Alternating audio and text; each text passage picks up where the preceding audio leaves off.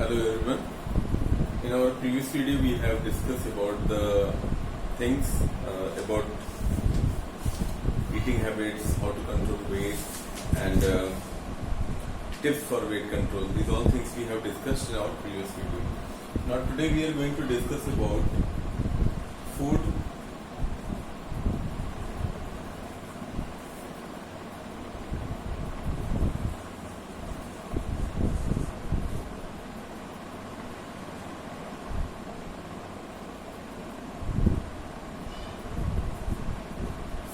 intolerance. What does it mean, food intolerance?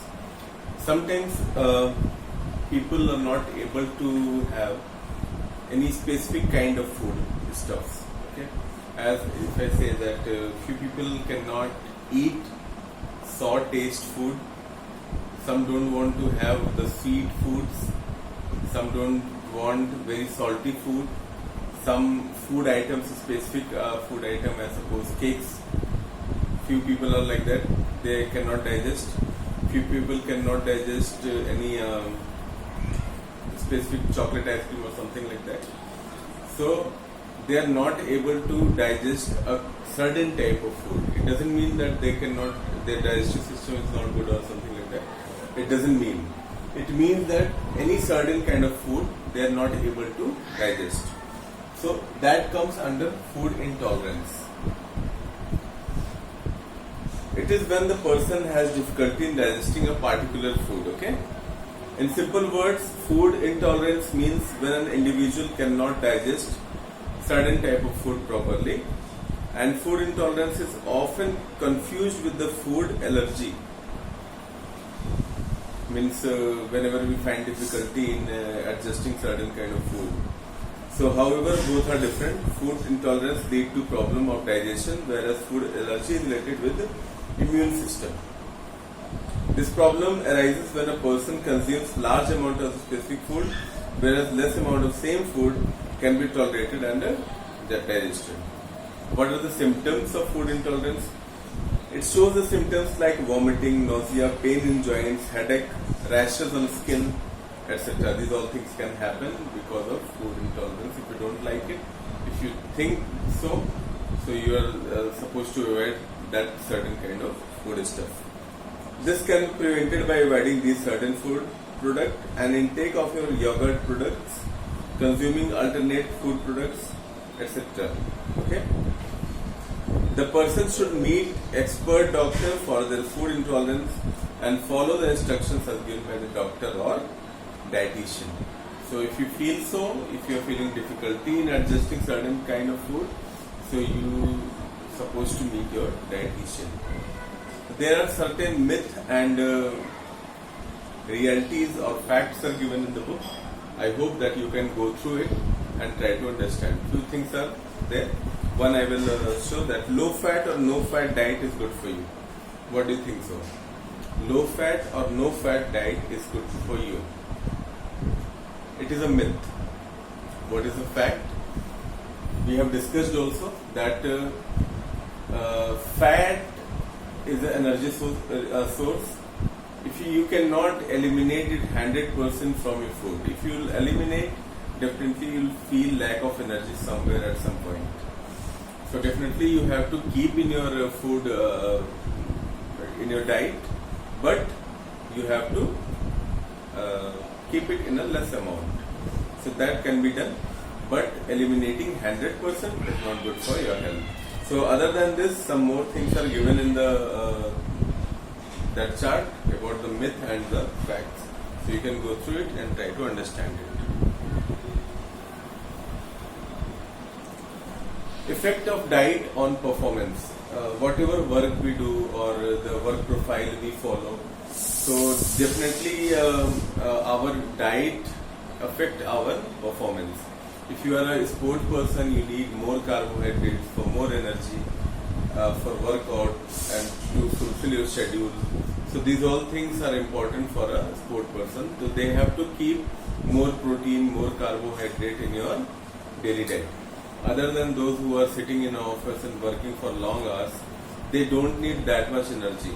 Okay, so they need energy to work workout, whatever their profession is. So they don't have any lot of physical work. They are sitting and doing their work. So their diet is little different from those who are working in the field or players. So definitely the diet affect our performance, and definitely it affect the field we belong to, whether we are a sport person or we are a working man. So our diet is based on our working schedule. So some sport diet and their performance level, how to enhance the performance, these all things are given here. We just go through it once and try to understand it, how diet affect our performance. Energy requirement, whatever energy a person need, okay, in to meet their daily workout or daily energy they need to perform their daily activities. So that all we will discuss. It is basal energy requirement, BER.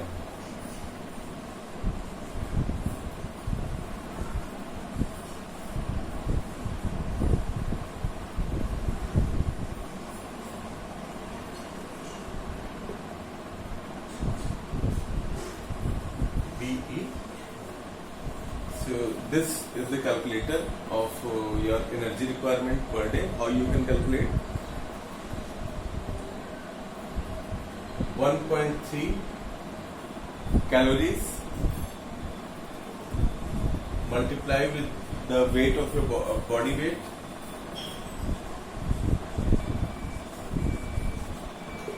multiply by 24 hours. Okay, so this way you can calculate your daily requirements of energy in calories you will get, and that we can compare with your BMI chart. That whatever you are getting, you can compare with your BMI chart, and you can see yourself whether which range you belong to, and accordingly you have to keep your energy requirement less or more. If you are underweight, you have to increase little bit. If you are overweight, you have to reduce little bit. And if you are healthy range, you have to continue the same one. So this is the daily energy requirement, basic energy requirement for any particular. So 1.3 calories you have to multiply with your body weight and multiply by 24 hours in a day. Generally we don't have 24 hours, few hours we are sleeping, but sleeping also needs little energy. So that is why 24 hours we are multiplying. Okay. What is EER? EER. BER we have, now EER is extra energy requirement as per your schedule, workout, your profession. So extra energy requirement you can calculate with as much hours you are working extra. Suppose you are a sport person, daily 3 hours or 2 hours you have to practice in the field. So that you have to multiply by 8.5 calories into your body weight. It should be in kg. Okay. Into as many hours you are spending, multiply by those hours. Okay. So you will get your extra energy requirement.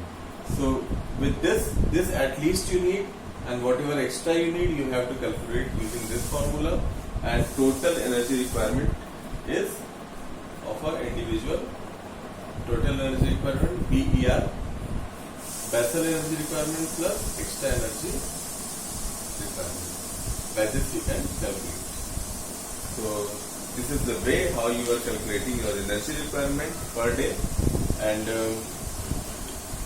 you can also calculate yours, your friends, anyone's. Okay, so this way we will understand our total energy requirement per day. So this is the formula. Hope you have understood. Other than that, some calorie chart of common Indian food is given. very interesting one. You can see that as samosa is having one piece of samosa having 308 calories.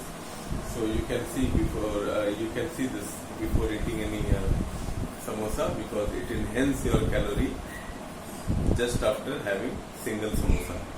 So you can see, if you have 5 samosas, then your total energy requirement is already completed. If you are having additional one or food also other than that samosa, or some milk or some tea, that will increase your calorie limit.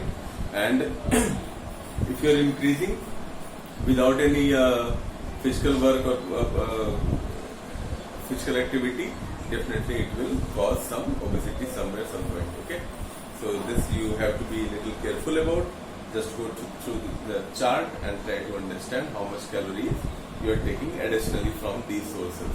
So that's all for today. Hope you have understood. Just go through all the points one more and try to understand the topic. And from tomorrow we'll start doing question and answer.